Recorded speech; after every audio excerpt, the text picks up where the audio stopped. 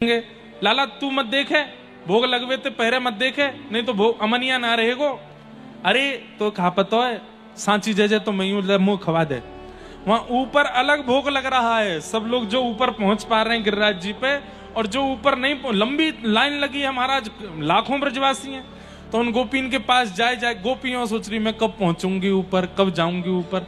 ठाकुर जी मन में सोचन लगे कि ये सबरी तो ऊपर पहुंच नहीं पाएंगी, इंद्र वर्षा करवे वारों ने कहा देर में तो कहा करूं। तो उन सब के पास जाए करके उनकी डलिया में तो निकार के खा ले रहे हैं। ला मुंह को गिरिराज बाबा ने मुंह को भेजो है, जाकी सामग्री सबसे बढ़िया मैं चक के बताऊंगा, वाको भोग लगावेंगे। और यहाँ नीचे जो नहीं पहुंच पा रहे ऊपर, सबकी सामग्री ने लेके, हाँ तू तका दे, तू खवाए दे, तू अपना पवाए दे। अरे लाला तू ही खा जाएगो, कहीं गिरिराज बाबा ने नहीं खाया तो। अरे उनने ही मुंह को भेजो, जाको सबसे बढ़िया होगो वो भाई को पामेंगे। कौन को बढ़िया लगो, सवन को पा, वो पान तो लेन दो खूब, सवन को पा के बोले स्वाद ना आयो तुम में तो कोई को ना पामेंगे। ये सब तो भावना है। ठाकुर जी बोले कि जो भी आए सबको भोग लग जाए, तो एक रूप से ऊपर भोग लगा रहे हैं, एक रूप से नीचे सबको भोग पा रहे हैं। इतने में ही नारद जी महाराज आए और एक सामग्री, दो चार सामग्री चुपचाप वहां से लेकर के सीधे इंद्र के पास पहुंचे। इंद्र ने कही अरे जय हो हरिदास वर्य श्री नारद जी महाराज आए हैं, आज्ञा। बोले लो मोहन थार खाओ। इंद्र ने मोहन थार खाई, बहुत जोर की है। कहां ते लाए? बोले लो पेड़ा खाओ। बहुत बढ़िया, कहां ते लाए? लो अंगूरी पेठा खाओ। अरे कहां ते लाए हो महाराज? ना काय को आगरा नहीं बोलो, अब तो सबरे ब्रजवासी हो। हाँ ब्रज ते लाए हैं यो कहो। नारद जी महाराज बोले वो क्या है, तुम्हारी पूजा बंद हो गई है ना, अब ब्रजवासी सब गिरिराज पूजवे लगे हैं, तो वहीं 56 भोग सजे तो तुम्हारे काज लेके आयो। इंद्र ने की क्या कही, मेरी पूजा बंद कर दी उन्होंने। जैसे ही झांक करके देखा तो महाराज लाखों ब्रजवासी तो गिरिराज बाबा की पूजा कर रहे हैं। क्रोध में भर गया, तुरंत मेघमालाओं को आज्ञा कर दी, जाओ ब्रजमंडल पर शाम्बर तक वर्षा करो, जो प्रलय के समय बारिश होती है उसको जाकर के ब्रजमंडल पर करो। ये ब्रजवासी बचने ना पाए, इनको पता चले कि अपने देवता की पूजा त्यागने से क्या फल मिलता है। बंधुओं, ये छोटी छोटी बात पे नाराज होने का काम मानवों का है, देवताओं का नहीं, और विशेष रूप से भगवान का तो बिल्कुल भी नहीं। आपने रात में दिया नहीं जलाया तो भगवान नाराज हो गए होंगे ना? आपने सुबह दिया नहीं जलाया तो भगवान नाराज हो जाते हैं ना? अरे हम तो कह रहे हैं आपने भोग नहीं लगाया तो भी नाराज नहीं होते, वो उन पर इतना समय नहीं है। और जो बात बात पे नाराज होता है, बात बात में मुंह फुला के बैठ जाए, गुस्सा में आकर के दंड देना, रिवेंज लेने की प्रयास करे, वो परमात्मा नहीं है। हाँ प्रेम लक्षणा भक्ति में हमको विचार करना चाहिए कि ठाकुर जी का बाल भोग लगना है, ठाकुर जी का राज भोग होना है, ठाकुर जी का उत्थापन भोग होना है, ठाकुर जी का शयन भोग होना है। ये विचार हमारे चित्त में आना चाहिए। ठाकुर जी को इससे कोई फर्क नहीं पड़ता। ठाकुर जी कहें लगाओ तो मैं राजी हूं, नहीं लगाओ तो कोई दिक्कत नहीं। और जब हम प्रेमी हो जाते हैं ना, प्रेम के वशीभूत सेवा करने लगते हैं, तो ठाकुर जी को फर्क पड़ने लगता है। फिर शाम को यदि भोग ना लगाओ तो ठाकुर जी मुंह फुला लेते हैं, अच्छा तुमने मेरा भोग नहीं लगाया, लेकिन इसके बदले ठाकुर जी घर तोड़ दें, तुमको गेड़ दें, पाम में फ्रैक्चर कर दें, एक्सीडेंट करा दें, ये ठाकुर जी नहीं करते। भगवान पे इतना समय नहीं है। कभी विचार किया करो, 8 अरब लोग हैं शायद संसार में, ऐसा गिनती है, अनगिनत कितने हैं कोई पता नहीं। हर सेकंड एक व्यक्ति की मृत्यु होती है, 2 लोगों का जन्म होता है हर सेकंड। जनसंख्या कितनी है पूरे विश्व की, ये तो केवल मानव हैं। चैंटियों की अलग सोचो, मच्छरों की अलग सोचो, मछलियों की अलग सोचो, जानवरों की अलग सोचो, पक्षियों की अलग सोचो, गिनती में भी नहीं आ पाएंगे, इतनी जनसंख्या है। और केवल इनके ही ठाकुर जी नहीं है, पेड़ पौधे, वृक्ष, सबके ठाकुर जी हैं। इतने भयावह भीड़ वाले इस संसार में मैं अगर भोग नहीं लगाऊं तो ठाकुर जी को कोई फर्क पड़ेगा? और वो इतने भयावह संसार में खरबों अरबों खरबों और उससे ऊपर की भी जो गिनती होती हो, उसमें मैंने अगर कोई सेवा में गलती कर दी तो ठाकुर जी इतनों में मुझे चुन के दंड देंगे? ये तो देवी देवता और भाग्य ना बदलने वाले जो भगवान नहीं है। देखो, देवता अलग होते हैं, भगवान अलग हैं। भगवान सब नहीं है, देवता अनेक है। ये जो बात बात पे नाराज हो जाते हैं, दंड देने लगते हैं, ये देवता हो सकते हैं, भगवान नहीं। हम ब्रजवासी, हम भगवान के उपासक हैं। श्री कृष्ण भगवान है, श्री कृष्णस्तु भगवान स्वयं भगवान है, गिरिराज जी भगवान है, महादेव भगवान है। अब यहां पर विवाद हो जाएगा अगर मैं केवल बता दूं स्पष्ट कि भगवान कौन कौन है और कौन कौन नहीं है, तो जिनके नहीं है वो सब लड़ने आ जाएंगे, अच्छा वो भगवान नहीं है। इसलिए ठीक है, आपको जहां प्रणाम करने का अवसर मिले किया करो। हम तो दुनिया भर में कथा करते हैं, तो जहां भी जाते हैं वहां के मुख्य देवता को प्रणाम करने जाते हैं, पर चित्त में केवल एक श्री कृष्ण को रखो। वही परमात्मा है, वही भगवान है, वही सर्वस्व है, उनके अलावा कोई नहीं है। और वो रूठते नहीं है। हां, एक चीज से रूठते हैं बस, वैष्णव अपराध, भक्त अपराध, ये उनको प्रिय नहीं है। बाकी सेवा में आदि आदि इन सब में कोई गड़बड़ी हो जाए तो उससे वो रूठे नहीं बैठे रहते हैं। इसलिए भगवान को पूजो। ये ब्रजवासी इंद्र की पूजा करते थे, इसीलिए तो भगवान इनको गिरिराज जी की पूजा कराने ले गए कि भैया उसकी पूजा मत करो जो रूठना जानता हो, उसकी पूजा मत करो जो रूठ करके दंड देना जानता हो, उसकी पूजा करो जो सदा प्रसन्न रहता हो, आपका भाग्य बदलना जानता हो। भाग्य बदलने की सामर्थ्य केवल भगवान में है। इसलिए भगवान सबको लेके गिरिराज जी गए।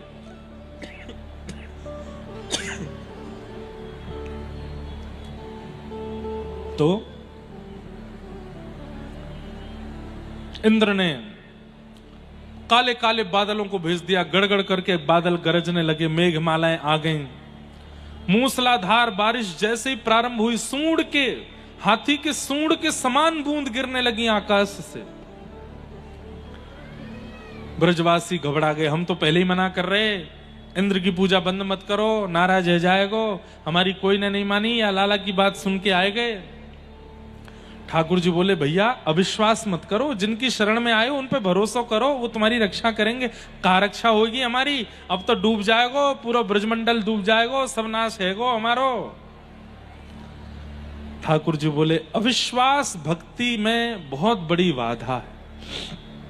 ध्यान से सुनिएगा, भक्ति का सर्वनाश हो जाता है अविश्वास से।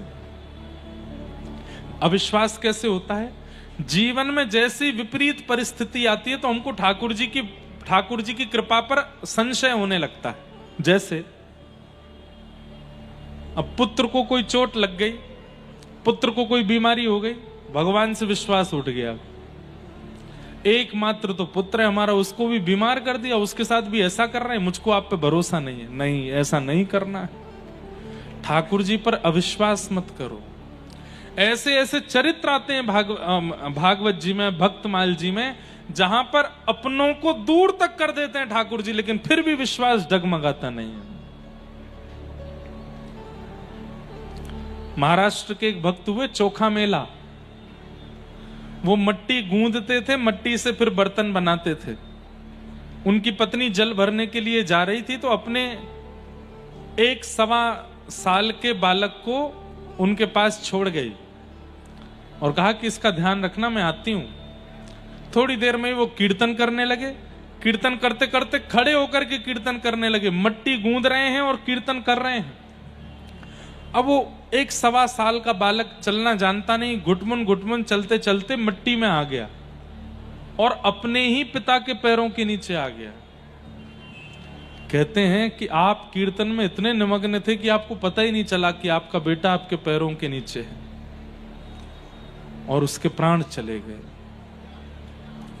पत्नी जब आई तो आकर के उसने देखा मेरा बेटा कहाँ है। वो तो कीर्तन कर रहे थे चोखा मेला, और कीर्तन जब करते थे इतने तत्पर होके करते थे कि कौन आ गया कौन चला गया पता नहीं चलता था। पत्नी ने चारों ओर ढूंढा, नहीं मिले तो चिल्लाने लगी, चीखने लगी, लेकिन उनका तो कीर्तन ही बंद नहीं हुआ। तब उन्हीं को धक्का दिया, बोले हमारा बेटा कहां है? बोले मुझे क्या पता कहां है, मैं तो कीर्तन कर रहा था। तब देखा तो वो मट्टी के अंदर धस चुका था, प्राण निकल गए उसके। पत्नी ने कहा धिक्कार है आपके कीर्तन को, अरे अपने ही पुत्र के प्राण ले लिए, इतना ध्यान नहीं रख सकते थे कि क्या करना, अपने पुत्र पर चढ़ गए।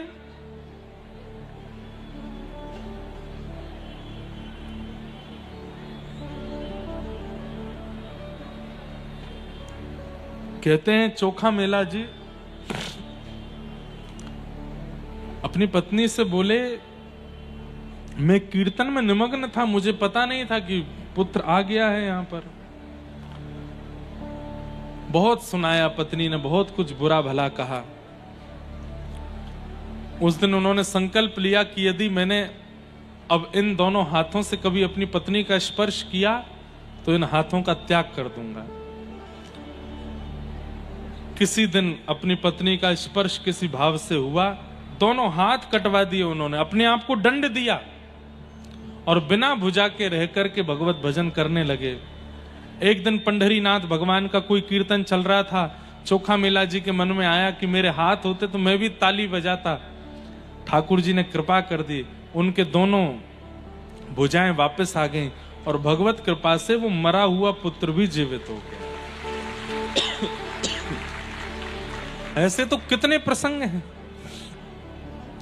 बस अविश्वास नहीं आवे। पत्नी में अविश्वास आया लेकिन चोखा मेला जी में नहीं आया।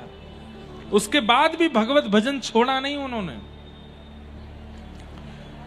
इसलिए अविश्वास कभी मत करना, चाहे जैसी स्थिति आ जाए, चाहे खाक कर दें सब कुछ जला करके ठाकुर जी, तो भी उन पर अविश्वास मत करिएगा, भरोसा रखिए। जब ब्रजवासियों के साथ ऐसी स्थिति होने लगी, सब में अविश्वास होने लगा, ठाकुर जी बोले अविश्वास भक्ति में नाशकारी होता है, मैं क्या करूं? सब ब्रजवासियों को इकट्ठा करके बोले देखो मैं गिरिराज बाबा से प्रार्थना करूंगा जी हमारी रक्षा करेंगे। ब्रजवासी चला रहे हैं जे रक्षा ना करेंगे हमारी, अब तो हमको डूब के मरना ही पड़ेगा। ठाकुर जी बोले नेक प्रतीक्षा करो। गिरिराज बाबा को प्रणाम करके दंडवत करके और ठाकुर जी ने प्रार्थना करी, हे गिरिराज बाबा हमारी रक्षा करो। गिरधर तुम्हारी शरण, गिरिवर तुम्हारी शरण, गिरधर तुम्हारी शरण, गिरधर तुम्हारी शरण, गिरिराज धरण प्रभु तुम्हारी शरण, गिरिराज धरण प्रभु तुम्हारी शरण। रखो लाज हमारी गोवर्धन, रखो लाज हमारी गोवर्धन, रखो लाज हमारी गोवर्धन, रखो लाज हमारी गोवर्धन। गिरिराज धरण प्रभु तुम्हारी शरण, गिरिराज धरण प्रभु तुम्हारी शरण। सब ब्रजवासी प्रणाम कर रहे थे, इतने में ही भगवान ने अपनी दोनों भुजाओं से श्री गिरिराज जी को अधर किया। एक तरफ से गिरिराज जी अधर हो गए, भीतर प्रवेश करके ठाकुर जी ने बिल्कुल मध्यस्थ पहुंच करके अपने बाम भुजा की बाम हस्त की इकन्नी उंगली के नख पर ठाकुर जी ने गिरिराज जी को धारण कर लिया। बोल गिरवरधारी गोपाल की जय। बाम हस्त की कन्नी उंगली के नख पर ठाकुर जी ने गिरिराज जी धारण कर लिए। सब ब्रजवासी आकर के खड़े हो गए, अपनी अपनी छड़ी लगाए ले नीचे। सब आश्चर्यचकित होकर के ठाकुर जी की ओर देख रहे हैं और अपनी छड़ी लगा करके खड़े हैं। गिरिराज जी कभी इतकू जामे कभी इतकू जामे, बीच में ठाकुर जी खड़े हैं। धीमे धीमे सब ब्रजवासी ने गिरिराज जी के नीचे अपनी छड़ी लगाए ली। सब ब्रजवासी खड़े हो गए, सब ठाकुर जी की ओर टकटकी लगा के देख रहे हैं। ठाकुर जी बोले, कहा देख रहे हो? बोले, हम यूं देख रहे हैं, जब हमने छड़ी लगा रखी है तेने उंगली काहे को लगा रखी है, हटा ले याकू। ठाकुर जी बोले, मैं अपनी उंगली हटा लाऊं? बोले, हाँ हटा ले, हमने छड़ी लगा रखी है। ठाकुर जी बोले, 21 किलोमीटर लंबे चौड़े गिरिराज पर्वत हैं। 21 किलोमीटर लंबे चौड़े गिरिराज पर्वत, ये पतरी पतरी सी तुम्हारी बांस के जो डंडा, इन पे टिकेंगे ये? ब्रजवासी बोले, हमारे तो फिर भी बांस के डंडा है, तेरी तो नेक सी उंगली है, यहां पर टिकेंगे ये? लाला ने एक मूडवारी बात करे कर। ठाकुर जी बोले, मेरी उंगली पर टिक जाएंगे, तुम्हारी छड़ी पर ना टिकेंगे। बोले, चल बात मत बनावे, उंगली हटा ले तू, हमने लगा ली है छड़ी। अरे यशोदा मैया, कह दो याते लालाते, हम पे बन के खड़ो है को, सब जगह ऐसे खड़ो है जा जैसे यही परमात्मा है का, हटा ले उंगली। ठाकुर जी बोले, ब्रजवासी मुंह को कुछ समझे ही ना है। ठीक है भैया, हटा रहा हूं उंगली, संभालो गिरिराज जी। हाँ लाला तू हटा ले, हमने पकड़ ली कस के। जैसे ठाकुर जी ने नेक उंगली नीचे करी, महाराज चट चट चट चट चट चट सबकी छड़ियां टूटने लगी। गड़गड़ करके गिरिराज जी नीचे आने लगे। सब ब्रजवासी नीचे को भगे, बाहर को भगे। ठाकुर जी ने फिर से गिरिराज जी को अपनी कन्नी उंगली के नख पर फिर से धारण कर लिए। अब तो दूर दूर तक एक भी छड़ी नहीं है, या कोने से वह कोने तक कोई सपोर्ट नहीं है। अकेले ठाकुर जी खड़े हैं और मंद मुस्कुरा रहे हैं, और ऐसे खड़े जैसे कोई रुई को फोहा उठा लिया हो, बिल्कुल ताकत ही नहीं लग रही है। कभी यूं देखने लगे, कभी यूं देखें। श्री कृष्णदास जी का पद है कि बीच बीच में ठाकुर जी एक हाथ से बंशी भी बजा लेते हैं और यूं ही खड़े हैं। अरे लाला, बोला हाँ, इस सांची में केवल तेरी उंगली पर टिक गए ये? बोला हाँ, इतने बड़े गिरिराज पर्वत तेरी उंगली पे? बोला हम बे कैसे टिक गए? ठाकुर जी बोले, हम जय जय हैं या हमारे टिक रहे हैं। ए मधुमंगल श्रीदामा, चलो प्रणाम करो। बचपन ते कह तो आया हूं, सबन ते मैं जय जय हूं। मैया ते कही मैं जय जय, या गोपी ते कही मैं जय जय, इस सबरे ग्वाल बालन ते मैंने कही मैं जय जय, कोई ने नहीं मानी। लाला तू बात मत बनावे, यूं बता दे तू जय जय काय कू है? देखो बहुत दिन है गए, तुम लोग मानो ना हो बातन को, आज सबरे बातन को हिसाब कर दूं। बोले कर, मैंने पूतना मारी, सक्टासुर मारो, अघासुर मारो, बकासुर मारो, धेनुकासुर मारो, कालिया नाग नाथ दियो, और आज मैंने गिरिराज जी उठाए लिए। कोई मानव कर सके इन कामन को? मैं जय जय हूं, मैंने उठाया हो और मैंने सब मारे हैं। ब्रजवासी बोले, बातन ने मत बनावे, मारी तेने पूतना। अरे लाला, जे तो हमारे ब्रजमंडल की सीमा को प्रभाव है कि यहाँ नारकीय लोग और राक्षस लोग जैसे ही या भूमि में प्रवेश करें, धीरे धीरे उनकी आयु क्षीण होने लग जाए। वो ज्यादा दिन यदि ब्रज में रहेंगे तो वो मर ही जाएंगे। अरे पूतना जैसे या ब्रजमंडल में प्रवेश करी, वाके पुण्य इतने नाए, वाके प्राण हरण हेवे लगे, धीमे धीमे क्षीण हेते गए, नेकाद प्राण रह गए 2-4 श्वास के। वही समय तेरे सामने आ गई और आय करके जैसी मरी, मरी मराई में हाथ धर के कहे मैंने मारी। अरे या ब्रजमंडल की सीमा में बिना पुण्य के प्रवेश ना कर सके कोई। ये सबरे राक्षस बिना पुण्य किए या ब्रज में आए गए, अपने बिना पुण्य के कारण मारे गए। मरे मरायन में हाथ धर के कह दे मैंने मारे। लाला तेरो बल ना है, तू तो बस यूं बता तेने गिरिराज जी कैसे उठाए। कोई मैया हमें तो लगे ही गैया चरावे जावे, कोई तोना ठोटका वारो बाबा मिल गो याकू, वाने याकू कोई मंत्र सिखाई दियो, वायते उठा लियो याने। लाला हमको भी बता दे, हम भी उठाए ले करेंगे। ठाकुर जी बोले, ब्रजवासियों की यही सरलता मुझको अति प्रिय लगती है। इतना बड़ा प्रभाव इनके सामने प्रकट हो गया, फिर भी इनको यह विश्वास नहीं कि मैं परमात्मा हूं। बहुत भली कृपा है कि हम कलयुगी जीव नहीं थे वहां पे। हमारे आगे तो नेक कोई वो क्या होता है जादूगर ऐसे रूमाल से कबूतर प्रकट कर दे तो हम बाबा करने लगे। हमारे सामने ठाकुर जी ने गिरिराज जी उठा लिए होते तो हम तो मान ही लेते कि ये परमात्मा है, पर ब्रजवासी नहीं माने। लाला बता कैसे उठाए।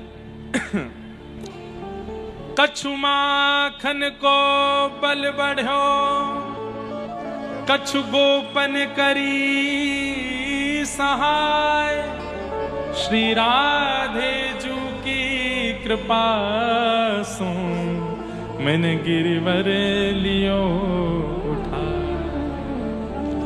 कछु माखन को बल। अच्छा देखो अब यहां क्या सीखने को मिलता है। विष्णु सहस्त्र नाम का जब आप लोग पाठ करेंगे तो वहां पर अमानिना मान देना, ठाकुर जी अमानी हैं और दूसरों को मान देने वाले हैं। हम लोग उल्टे हैं, कोई और करता है तो भी हमको लगता है कि इसका भी श्रेय मुझे दे दिया जाए, लेकिन ठाकुर जी कैसे करते खुद हैं पर श्रेय सबको बांट देते हैं। सबसे पहला श्रेय किसको बांटा? ठाकुर जी बोले कछु माखन को बल बढ़ो, माखन ते मुंह में बल आयो, तो माखन को श्रेय नहीं दे रहे हैं, माखन निकाले वाली सब गोपियों को श्रेय दे दियो। अरे गोपियों तुम मोते पूछो करती, लाला तेरे घर में इतनो मक्खन है, इतनो घी है, इतनो दूध है, तू अपने घर में भोजन काई को ना करे, अपने घर को मक्खन क्यों ना खावे, हमारे घर में काई को आ जाए। अकेली यशोदा मैया के हाथ से निकसो भयो मक्खन यदि खातो तो इतनो बल नहीं आतो। इतनी सारी गोपीन के घर में जाए जाए कि मैंने मक्खन खायो तो सब गोपीन के परिश्रम को बल मेरे भुजा में आ गए, मैंने गिरिराज जी उठा लिए। सब गोपियों के नेत्र सजल है गए। अरे लाला आज हमें पता चली कि लाला घर घर में जाए कि मक्खन क्यों खावे। अच्छा एक और बात, ठाकुर जी मान दे रहे हैं पर ब्रजवासियों का भी भोलापन देखो, इतनी सहज सी बात को स्वीकार भी कर ले रहे हैं। जैसे छोटे बालक को कह देते हैं ना मेला में आज नहीं कल लेके जाएंगे, बालक मान जाता है ठीक है, अच्छा चलो पढ़ लो, पढ़ने बैठ जाता है। कितना सरल बालक होता है। लेकिन चतुर बालक उससे कहो कल लेके जाएंगे मेला में, अच्छा झूठ बोल रहे हो, मेला तो आज ही खत्म होने वाला है। चतुर बालक उससे नहीं बच सकते। पर ठाकुर जी को चतुर नहीं प्रिय हैं, ठाकुर जी को भोले ही प्रिय हैं। ब्रजवासी भोले हैं। अरे गोपियों के मक्खन में क्या इतना बल कि 21 किलोमीटर पर्वत को उठा लें, लेकिन ठाकुर जी ने कहा तो गोपियों ने मान लिया। सब ठाकुर जी को आशीर्वाद देनी है, लाला तू ऐसे ही बनो रे, अरे अब हम तो को कभी नहीं रोकेंगे। अरे भैया सबरी गोपियों अपने घर में 2 मक्खन टांगेंगे, एक घर को एक लाला के काजे, है ना। लाला तू खूब पहियो प्रेम ते। गोपियों को श्रेय दिया। अब सारे पुरुष वर्ग खड़े हैं तो ठाकुर जी ने उनकी ओर देखा तो उनको भी श्रेय दिया। कछु गोपन करी सहाय। गोप ग्वाल बोले लाला हमने कहा सहायता करी? बोले कछु तो मैंने माखन के बल से गिरिराज जी उठाए, कछु आपने मेरी। बोले हमने कहा सहायता करी? बोले जैसे ही मैंने गिरिराज जी उठाए आप सब टकटकी लगा करके बिना पलक झपकाए मेरी उंगली की ओर देख रहे, तो आप सबन की शक्ति न करके मेरी उंगली में आए गई।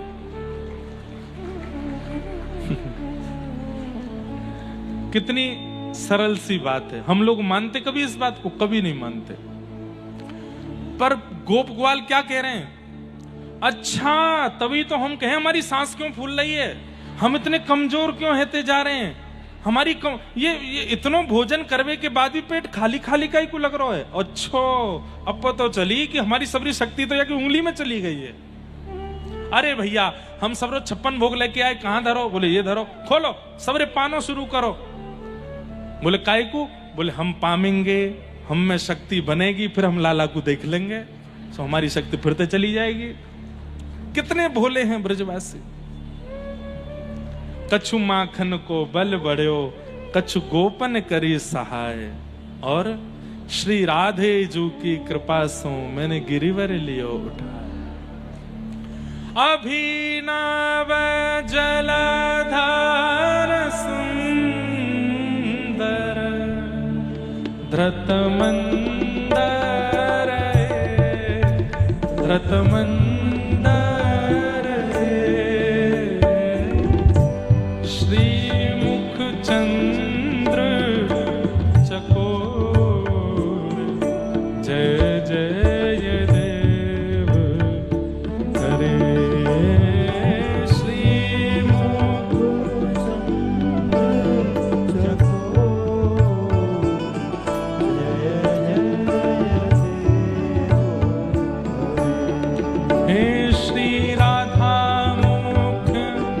चंद्र चकोर जय जय देव करे चंद्र चकोर जय जय देव करे। और श्री राधे जू की कृपा से मैंने गिरिवर लियो उठाए। तो श्रीनाथ जी दिख रहे हैं, ये गिरवरधारी गोवर्धन नाथ जी, इनके नेत्र सदा नीचे ही रहे में। क्यों? बोले कि भैया कछु माकन को बल बढ़ो, कछु गोपन करी सहाय। और तुम लोगन को ना पतो, गर्गाचार्य जी जब मेरो नामकरण करके गए तो कहा बोल के गए? गर्गाचार्य जी कह के गए, यशोदा मैया ये जो तुम्हारो लाला कन्हैया है ना, या कि अहलादनी शक्ति को जन्म भयो है वृषभानु बाबा के यहाँ, तो जब कभी भी तुम्हारो लाला कोई विशेष लीला करे, वह समय किशोरी जी को या के पास लाए के ठाड़ो कर दियो, तो उनकी समस्त शक्ति यहाँ में आ जाएगी और उनकी शक्ति से तुम्हारो लाला कभी पराजय नहीं होगा, पराजित नहीं होगा। तो आप सबन की तो कृपा है ही, परंतु वृषभानु नंदिनी किशोरी जी मेरे सामने खड़ी हैं और मैं इनको निहार रहा हूं, तो इनकी कृपा से मैंने गिरिराज जी उठाए लीने हैं। श्री राधे जो की कृपा से मैंने गिरिवर लियो उठाए। एक बार भी श्रेय अपने ऊपर नहीं लिया, आपसे आपसे आपसे आपसे, मेरा बल नहीं है, आप सबकी कृपा से मैंने उठाए। और सब ब्रजवासी आनंद में भर गए, सब आनंद में भर करके लाला को आशीर्वाद देने लगे। 7 दिन 7 रात्रि तक ठाकुर जी ने गिरिराज जी को धारण करके रखा। और 7 दिन बाद जब इंद्र को पता चला कि मैंने बहुत बड़ा अपराध किया है, तब भगवान वर्षा बंद हुई। ठाकुर जी ने गिरिराज जी को पुनः नीचे पधरा दिया और ठाकुर जी को नाम गिरवरधारी है गयो। गैयाओं ने आकर के भगवान का दुग्धाभिषेक किया, नाम गोविंद पड़ा, ठाकुर जी का नाम गोविंद हो गया। और इंद्र ने आकर के भगवान से क्षमा याचना की। पिता गुरुस्त्वं जगतामधीशो दुरत्ययः काल उपात्त दंड हिताय स्वेच्छा तनुभि समीहसे मानम विधुन्वन जगदीश मानिना।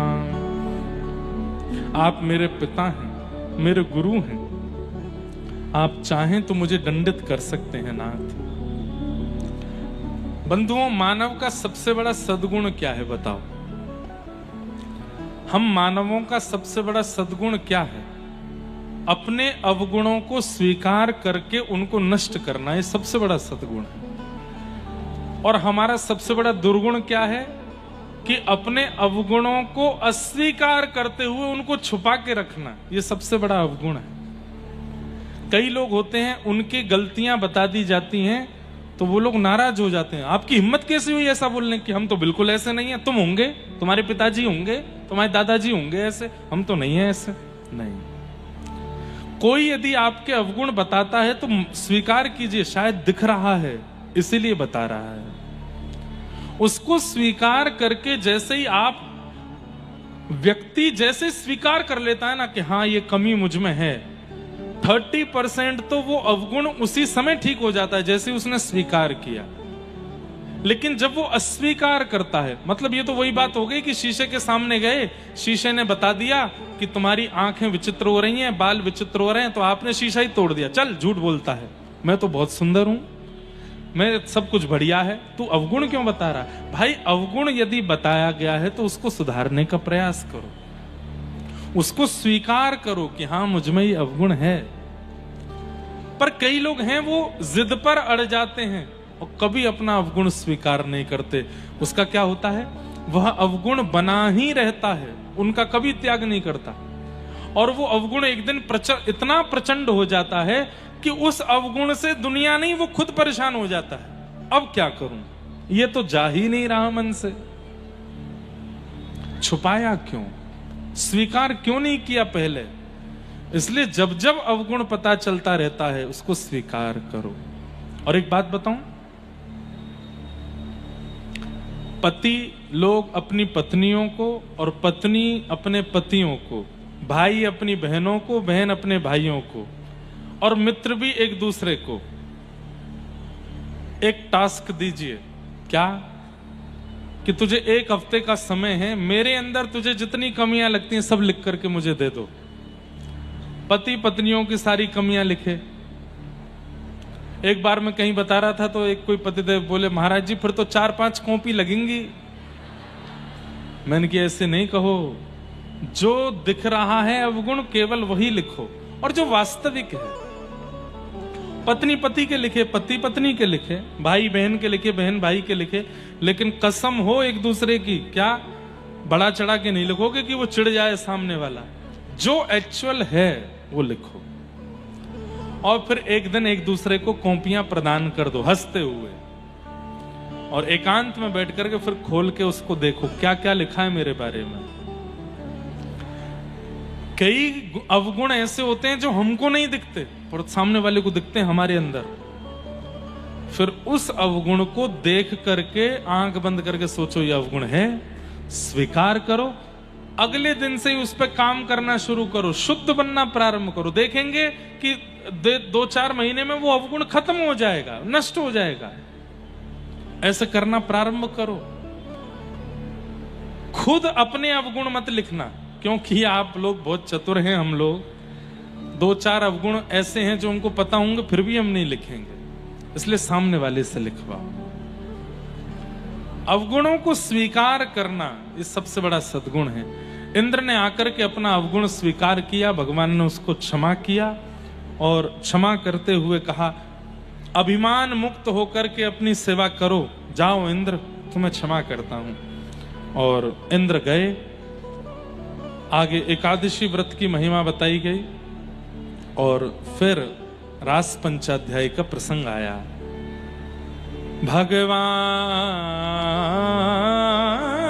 भगवान पिता रात्रि शरदोत्फुल्ल मल्लिका विक्षरन्तुं मनश्चक्रे योग मायामुपाश्रित। बहुत सावधानी से सुनो, सब लोग इधर देखो। रस और रास ये 2 भाव हैं। मैं लगभग बताऊं, मैं इनके बारे में बताया करता हूं। रास की परिभाषा हम लोग गलत जानते हैं। हम लोगों को पता है कि रास का मतलब क्या है, नृत्य। नहीं, नृत्य का मतलब रास नहीं होता। रस और रास ये 2 शब्द हैं और दोनों शब्दों का अर्थ क्या है। बहुत सरल भाषा में कहूं तो आप मंदिर जाते हो, ये रस है। आप वृंदावन जाते हो, आप गिरिराज जी जाते हो, आप गोवर्धन जाते हो, जगन्नाथपुरी जाते हो, आप ठाकुर जी के सन्मुख जाते हो, ये रस है। पर आपकी भावना से प्रसन्न हो के कभी ठाकुर जी आपके घर आ गए, ये रास, ये रास है। भक्ति का पथ क्या है? जो व्यासपीठ का नाम है भक्ति पथ, इसका डेस्टिनेशन क्या है, इसका अंतिम गंतव्य क्या है? पथ मतलब रास्ता, रास्ता का कुछ तो अंत होगा। रास ही अंत है। अभी हम रस में हैं, हम कर रहे हैं, हम सेवा कर रहे हैं, हम ठाकुर जी को पुकार रहे हैं, हम भावना कर रहे हैं, पर किसी दिन ठाकुर जी आ जाएं, वो रास है, वो रास है। इसलिए रस से रास की यात्रा को कहते हैं भक्ति पथ। आप भोजन बनाते हो अपने मन की इच्छा से, आप श्रृंगार करते हो अपनी मन की इच्छा से, लेकिन एक समय आवे ठाकुर जी कहने लग जाएं ये बनाओ, ये पाना है। एक मैं अपना कोई अनुभव नहीं बताना, अब मैंने बंद कर दिया है। जो नए अनुभव होते हैं वो कथाओं में बताना, उनको गोपनीय रखने का आज्ञा हुई लाल जी से। लेकिन एक पुराना अनुभव बताता हूं। नाथ द्वारा में लाल जी का उत्सव चल रहा था, हमारे प्यारे गिरधर लाल जी का। तो गिरधर लाल जी का हर साल उत्सव होता है 11 से 17 जनवरी। ठाकुर जी का जन्मोत्सव भी है, और अब इस साल से ठाकुर जी का ब्याहुला, 14 को जन्मोत्सव, 15 को ब्याहुला। तो अब अगली साल चित्रकूट धाम में है 11 से 17 जनवरी। तो 14 को तो नंदोत्सव होगा और 15 को विवाह उत्सव, लाल जी की विवाह की वर्षगांठ होगी। तो नाथ द्वारा में ठाकुर जी का उत्सव चल रहा था। बहुत ध्यान से सुनिएगा सब लोग। तो हमारे एक मित्र हैं, उनसे मैं फोन पे भगवत चर्चा बहुत देर तक कर लेता हूं। उनको भी भगवत अनुभव कभी कभी स्वप्न आज्ञा आदि होती रहती है। तो नाथ द्वारा में वो मुझको फोन कर रहे थे, लेकिन मैं इतना व्यस्त था कि फोन ही नहीं उठा पा रहा था। उनका फोन फिर मेरे संग वालों के पास आया, बोले महाराज जी से बात कराओ। उनका फोन आता है तो सबको आज्ञा है कि महाराज जी से बात करानी है, पर मैं इतना व्यस्त था कि इनके द्वारा भी नहीं कर पा रहा था। शाम को फिर उन्होंने परिवार में फोन किया, बोले कि महाराज जी से मेरी बात कराओ, बहुत जरूरी बात करनी। तो किसी ने मुझे फोन दे दिया, तो मैंने बात की। मैंने क्या बात है? बोले आपके लाल जी मेरे स्वप्न में आए थे कल रात को और मुझसे बोले वाते कह दो मेरा उत्सव कर रहा हो नाथ द्वारा में, मुंह को गरम गरम रबड़ी पानी है। मैंने की गरम रबड़ी कौन खाता भाई, रबड़ी तो ठंडी करके खाई पाए, गरम रबड़ी? बोले कह रहे हैं गरम रबड़ी खानी है। बोले आपने रात में मेरा फोन नहीं उठाया तो मैंने दिन में फोन किया, वो दिन में सेवा के बाद में थोड़ी देर सोया तो फिर से मेरे स्वप्न में आ गए। मुझसे बोले तू कहना रहा बातें, मुंह को रबड़ी खानी है। बोले मैंने फिर फोन किया, आपके यहाँ किसी ने नहीं उठाया, बात ही नहीं हो पाई। बोले अभी मेरी फिर से झपकी लग गई थी, तो फिर मेरे सपने में आके बोले दारी के बोलना रहो बातें, मुंह को रबड़ी खानी है। तो मैंने कहा, तो वो भैया बोले कि मैंने उनसे कहा मुझे क्यों परेशान कर रहे हो, मैं तो उनसे किलोमीटरों दूर यहां बैठा हूं, मेरे सपने में क्यों आ रहे हो बार बार? वो फोन ही नहीं उठा रहे मेरा, आप उन्हीं के सपने में जाके बोल दो। अरे इतना व्यस्त है क्यों, दारी को सो ही ना रहो, बाकी सपने में जाऊं कैसे मैं? वो सोवे जा ही नहीं रहे हो है। और यही था, 3-4 दिन हो गए तो मैं सो नहीं रहा था। मतलब ऐसे झपिला दीजिए ठाकुर जी को, अपनी तरफ से इतना रस दे दीजिए कि उस रस का समूह जब उनके चित्त में आ जाएगा ना, तब आपको रास का अनुभव कराएंगे।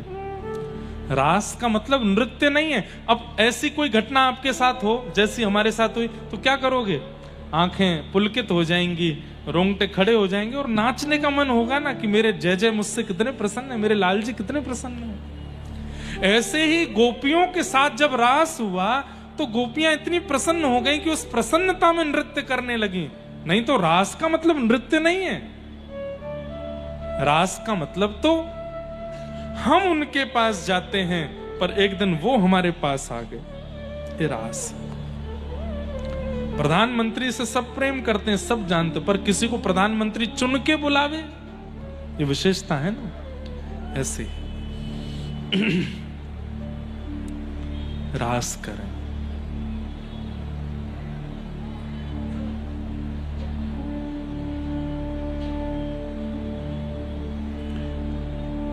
भगवान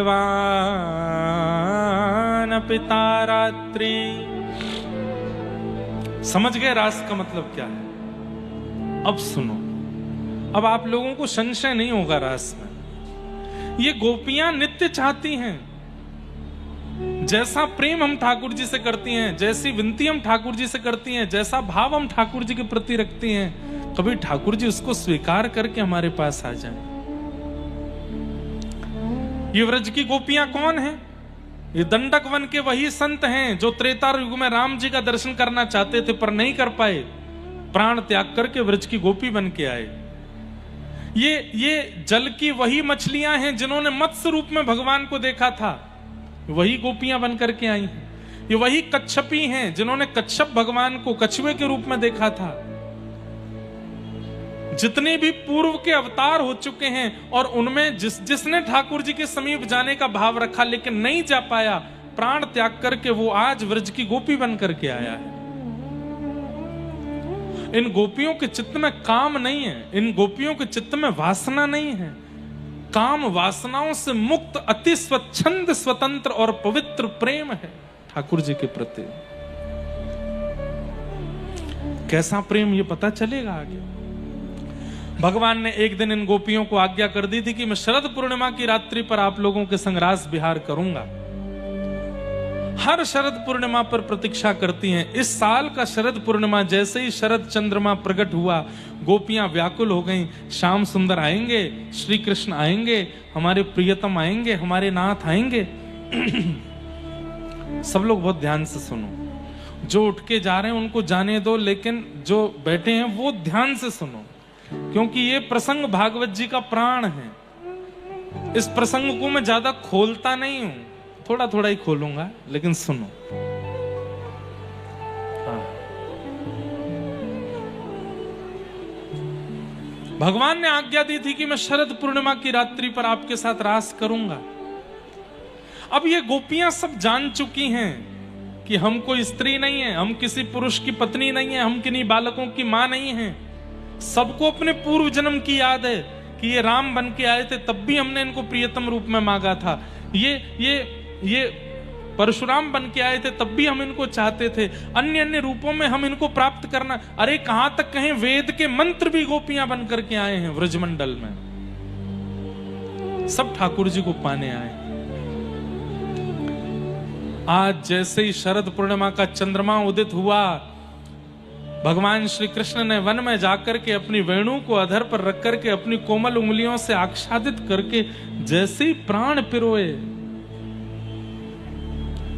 आहा,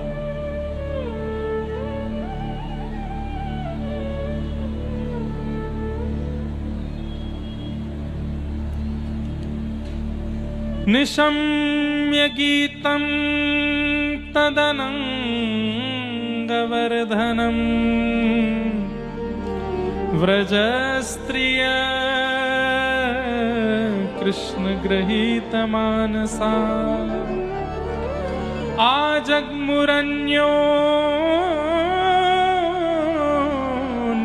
आजग्मुरन्योन्यमलक्षितोद्यमा स यत्र कान्तो जवलोलकुंडला। भगवान ने जैसे ही वेणु बजाना शुरू किया, आज वंशी में धुनी नहीं निकली है, आज वंशी में शब्द प्रकट हुए हैं। धुन और शब्द में अंतर है। मैं जो बोल रहा हूं ये शब्द हैं, वहां संगीतज्ञ जो बजा रहे हैं वो धुन है।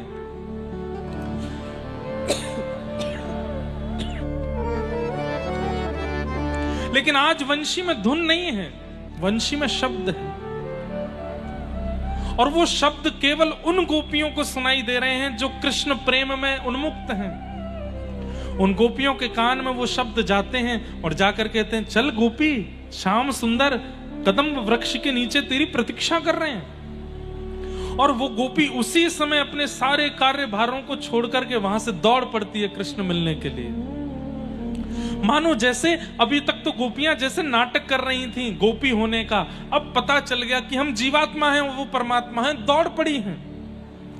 कोई तत्परता से पति को भोजन करा रही है, कोई कह ही नहीं सकता कि अभी इसी वक्त छोड़ के भाग जाएगी। उसी समय कानों में शब्द आया, अरे गोपी कृष्ण तेरी प्रतीक्षा कर रहे हैं। वो गोपी तुरंत दौड़ी। कोई अपने बालक को खिला रही थी, जैसे ही कानों में स्वर आया बालक को वहीं छोड़ करके दौड़ी। कोई अपना श्रृंगार कर रही थी, आधे श्रृंगार में दौड़ने लगी।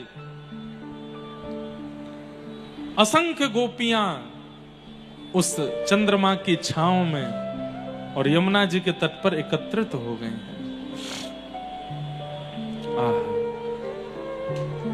सुखदेव जी के मन में, परीक्षित के मन में एक संशय आ गया और परीक्षित ने वो संशय करके पूछ लिया कि नाथ, ये गोपियां भगवान श्री कृष्ण के प्रति कांत भाव रखती हैं। कांत मतलब पति। और भगवान के प्रति कांत भाव रखने में कहीं ना कहीं सूक्ष्म काम भी आ जाएगा। क्या भगवान इन गोपियों को स्वीकार करेंगे? और क्या इन गोपियों को ऐसी भावना ठाकुर जी के प्रति रखनी चाहिए जिसमें तनिक काम प्रकट होता हो? बहुत ध्यान से सुनिएगा। परीक्षित का प्रश्न समझ गए? ये गोपियां ठाकुर जी के प्रति कांत भाव रखती हैं, पति की भावना रखती हैं, और पति भाव रखने में तनिक काम प्रकट चित्त में होता है। क्या ठाकुर जी के प्रति ये भावना रखना अपराध नहीं है, पाप नहीं है? तो सुखदेव जी ने यहां डांटते हुए उत्तर दिया कि उक्तम पुरस्तादे तत्ते चेद्य सिद्धिम यतागतः द्विषन्न ऋषिकेशम किमुता दोक्षज प्रिया। परीक्षित, कंस भगवान को गालियां देता है और मृत्यु के बाद मुक्ति को प्राप्त कर लेता है, वहां किसी के चित्त में प्रश्न नहीं आता। रावण भगवान की पत्नी का हरण करके भगवान के साथ युद्ध करके मृत्यु के बाद मुक्ति को प्राप्त कर लेता है, वहां किसी के चित्त में प्रश्न नहीं आता। शिशुपाल 100 गालियां रोज भगवान को देता है और मृत्यु के बाद मुक्ति प्राप्त कर लेता है, वहां प्रश्न नहीं आता। पूतना पयोधर में विष लगा करके भगवान को पिलाती है, मृत्यु के बाद यशोदा की गति प्राप्त करती है, वहां कोई प्रश्न नहीं आता। और ये गोपियां भगवान से प्रेम करती हैं, और प्रेम करके यदि भगवान की प्रियसी बन रही हैं तो तुम्हारे चित्त में प्रश्न आ रहा है। ठाकुर जी को गाली देने वाला, बैर करने वाला, युद्ध करने वाला, ठाकुर जी के प्रति विरोध बुद्धि रखने वाले को जब मुक्ति मिल सकती है, तो ये गोपियां यदि ठाकुर जी से प्रेम कर रही हैं तो इसमें तुमको दोष क्यों लगता है? और रही बात, ये सब उन लोगों के लिए जो कभी अपने घर में सेवा करने वालों के प्रति प्रश्न उठाते हैं। अरे भगवान को ऐसे गोद में लेके घूमते हैं, भगवान को ऐसे बच्चे की तरह झुनझुना दिखाते हैं, भगवान को, ये सब क्या? वो भगवान है भाई। अरे आओ ब्रजमंडल में, परमात्मा को यहां प्रियतम बनाया जाता है, परमात्मा को यहां लाला माना जाता है। हमारे बिहारी जी में आज भी घंटी नहीं बजती आरती में। क्यों? छोटो सो लाला है, घंटी जोड़ते बजेगी तो डर जाएगा। आज भी बिहारी जी की मंगला नहीं होती, 7:30-8 बजे ठाकुर जी की सुबह की आरती होती है। क्यों? लाला है, धीमे धीमे उठेगो, जल्दी थोड़ी उठेगो, छोटो लाला है। जब भगवान से बैर करने वाले मुक्ति प्राप्त कर लेते हैं तो गोपियां तो प्रेम करती हैं ठाकुर जी से। आज खुल के कह रहे हैं, प्रेम नाम की वस्तु यदि कहीं घटेगी तो केवल कृष्ण के साथ। संसार में अगर प्रेम घटाया तो बदले में धोखा ही मिलने वाला है, बदले में केवल निराशा ही मिलने वाली है, बदले में उस प्रेम को निचोड़ करके उसको बर्बाद करके दे दिया जाएगा। प्रेम के बदले प्रेम नहीं मिलेगा। केवल कृष्ण हैं जो प्रेम का सही प्रत्युत्तर देना जानते हैं, और कोई नहीं जानता। संसार के प्रति प्यार कर सकते हो, संसार से स्नेह कर सकते हो, संसार से प्रिय भाव रख सकते हो, पर प्रेम नहीं कर सकते। प्रेम तो केवल कृष्ण।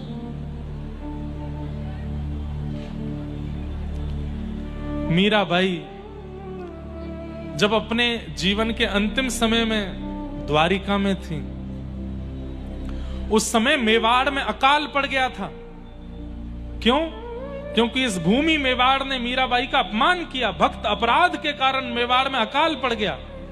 और यह बात जब वहां के राजा को पता चली तो ब्राह्मणों को भेजा कि मीराबाई को लेकर के आओ, वे जब तक यहां नहीं आएंगे यहां का अकाल दूर नहीं होगा। ब्राह्मण जाके अनशन पर बैठ गए द्वारिका में।